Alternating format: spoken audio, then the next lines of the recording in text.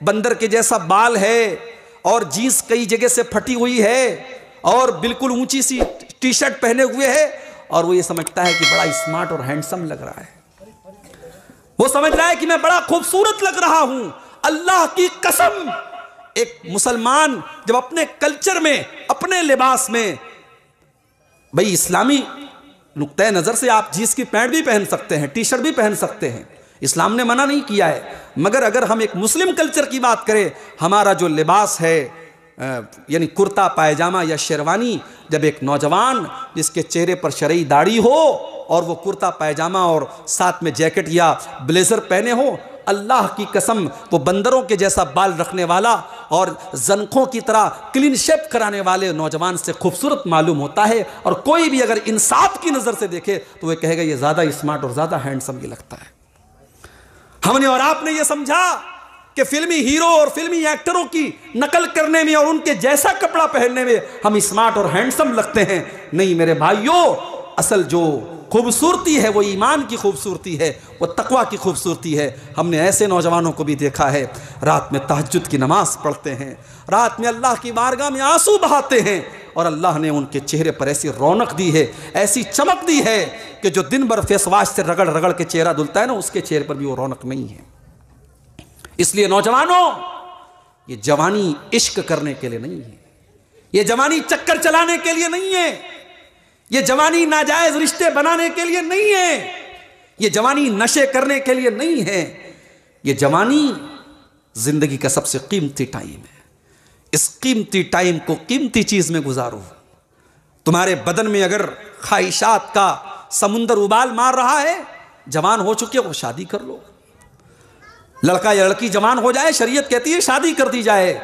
इस्लाम वो मजहब नहीं है जो ये कहता है कि अगर आप अल्लाह को खुश करना चाहते हैं तो पहाड़ों पे चले जाओ, जंगलों में चले जाओ, शादी मत करो, बीवी बच्चों की जरूरत मत पूरी करो। नहीं, आप शादी कर लीजिए। इस्लाम ने आपकी ख्वाहिशात को पूरा करने का हलाल तरीका बता दिया है। अब उसके बाद शादी कर लो। पैसा कमाना है, बेशुमार हलाल रास्ते हैं, बिजनेस करो, नौकरी करो, कुछ नहीं कर सकते मेहनत मजदूरी करो, एक छोटी सी दुकान लगा के बैठ जाओ। हलाल कमाने के बहुत सारे तरीके हैं मेरे भाइयों, लेकिन अपनी जवानी को गलत रास्ते पर मत गुजारो। अल्लाह के नबी के सहाबा को आप देखिए, उन्होंने जवानी कैसे गुजारी है। हजरत मुसअब इब्न उमैर रज़ी अल्लाह तआला अन्हु अल्लाह के नबी के बहुत मशहूर साहबी हैं, बड़े अमीर बाप के बेटे हैं और बहुत ज्यादा फैशन करने वाले और एक से एक कपड़ा पहनने वाले थे मुसअब इब्न उमैर। अमीर बाप के इकलौते बेटे थे। इनका कपड़ा मक्का के बाहर से आया करता था, इनका जूता बाहर से आता था। ये जो खुशबू सुबह को लगाते थे शाम को नहीं लगाते थे, जो शाम को लगाते थे सुबह को नहीं लगाते थे। जिस गली में से मुसअब इब्न उमैर गुजर जाया करते थे वो पूरी की पूरी गली खुशबू से भर जाया करती थी, इतने शौकीन थे। मुसअब इब्न उमैर ने अल्लाह के नबी के इस्लाम के बारे में सुना, आपकी दावत के बारे में सुना। मुसअब इब्न उमैर ने इस्लाम के बारे में जब सुना, आकर के अल्लाह के नबी के पास कलमा पढ़ लिया, इस्लाम ले आए, मुसलमान हो गए। मुसअब इब्न उमैर के घर वालों को पता चला, उनकी मां को पता चला, उनके बाप को पता चला। मां ने अपने घर के दरवाजे बंद कर दिए। बाप ने कहा मैं तुझे अपनी जायदाद से बेदखल करता हूं। मां ने जिसने प्यार से पाला था और जिस मां ने जन्म दिया था, मां ने रिश्ता तोड़ दिया, बाप ने रिश्ता तोड़ दिया। करोड़पति बाप की इकलौती औलाद आज दर दर की ठोकरें खाने लगे। कल तक मक्का का सबसे बेहतरीन कपड़ा पहनने वाला नौजवान आज फटा पुराना कपड़ा पहन करके मक्का की गलियों में चल रहा है। साहबा कहते हैं हम मुसअब इब्न उमैर को देख करके मैं तरस आया करता था, ये वही नौजवान है जो कल तक मक्का में सबसे बेहतरीन कपड़ा पहना करता था, आज ये फटा पुराना पैवन लगा कपड़ा पहन करके मक्का में चल रहा है। मुसअब इब्न उमैर ने इतनी बड़ी कुर्बानी क्यों दी? उनको पता था कि इस्लाम लाने के बाद अब अगर मेरा ऐशो आराम जा रहा है, लग्जरियस लाइफ मुझे कुर्बान करनी पड़ रही है, मेरे बाप की हवेली मुझे छोड़नी पड़ रही है, लेकिन अगर इस्लाम मुझे मिल रहा है तो ये सौदा महंगा नहीं है, ये फायदे का सौदा है। उन्होंने इस्लाम को पाने के लिए अपने ऐशो आराम को कुर्बान कर दिया। उसके बाद अल्लाह के नबी ने हजरत मुसअब इब्न उमैर को मदीना भेजा। ऐ मुसअब, जाओ तुम मदीना जा करके तुम इस्लाम की तबलीग वहां पर करो, तुम इस्लाम की दावत वहां पर पेश करो।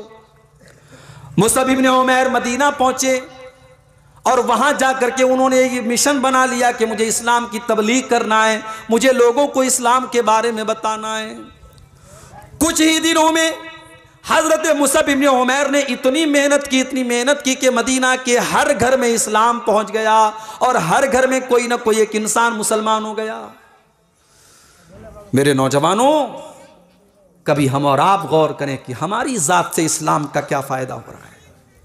अरे अपने लिए तो कुत्ता भी जी लेता है, अपने लिए तो जानवर भी जी लेता है, हमने अपनी कौम को क्या दिया, हमने मानवता को क्या दिया, हमने इंसानियत को क्या दिया, इस पर भी हमें और आपको गौर करना चाहिए।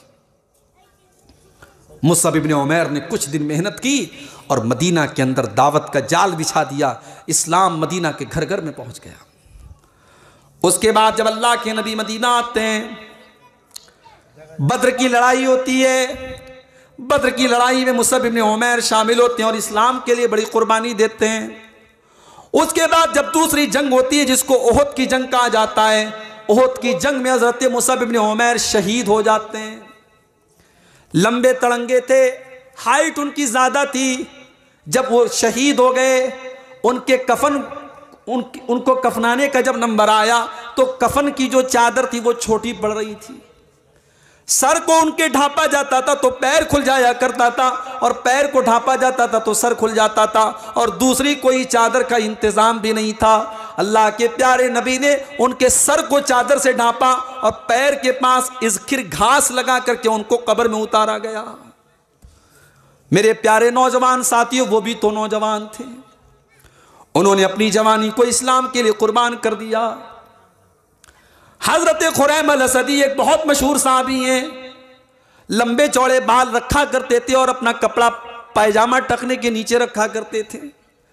अल्लाह के नबी को पता चला, आपने फरमाया कि खुरैम अल-असदी बहुत अच्छे इंसान हैं, बस दो चीज़ों की कमी है, उनका पायजामा टखने के ऊपर हो जाए, उनके बाल थोड़े छोटे हो जाए तो बहुत अच्छे इंसान है, बहुत नेक इंसान है। आज हम रात रात भर तकरीर सुनते हैं। कलिया चक में आता हूं, लोग कहते हैं मौलवी साहब 2 घंटा बोलिएगा, 1.5 घंटा बोलिएगा। सुनने का शौक है लेकिन अमल करने कोई मतलब ही नहीं है। जो कल नमाज नहीं पढ़ता था, वो जो आज नमाज नहीं पढ़ता वो कल भी नहीं पढ़ेगा। जो हराम का धंधा करता था वो कल भी करेगा। तकरीर एक कान से सुनना है, दूसरे कान से उड़ा देना है। सहाबे किराम रात रात भर तकरीर नहीं सुनते थे मगर अमल करते थे। नबी की एक बात सुनते थे, उसको अपने दिल में उतार लेते थे। मेरे प्यारे साथियों, खुरैम अल-असदी के कानों में अल्लाह के नबी के जुमले पड़े। नबी ने मेरी तारीफ की है, नबी ने मुझे कॉम्प्लिकेशन दिया है, मुझे मेरी तारीफ की है, लेकिन नबी ने यह भी कहा है कि 2 चीज़ों की कमी है मेरे अंदर। मेरा बाल बड़ा बड़ा है, मेरे कपड़े टखने के नीचे रहते हैं।